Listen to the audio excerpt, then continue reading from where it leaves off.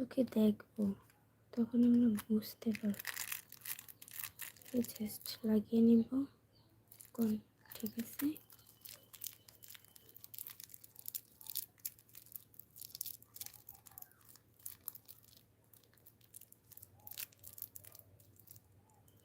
খুবই ইজিলি একটা কাজ যদি আপনি করতে পারেন। যে এই পাশ থেকে ধরবো, ধরার পর এই যে এইখানে চাপ রাখবো, রাখার পর এইভাবে আটকে নেব। ব্যাস।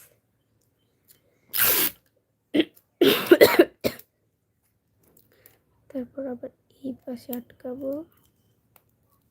টান ধরবো, ধরে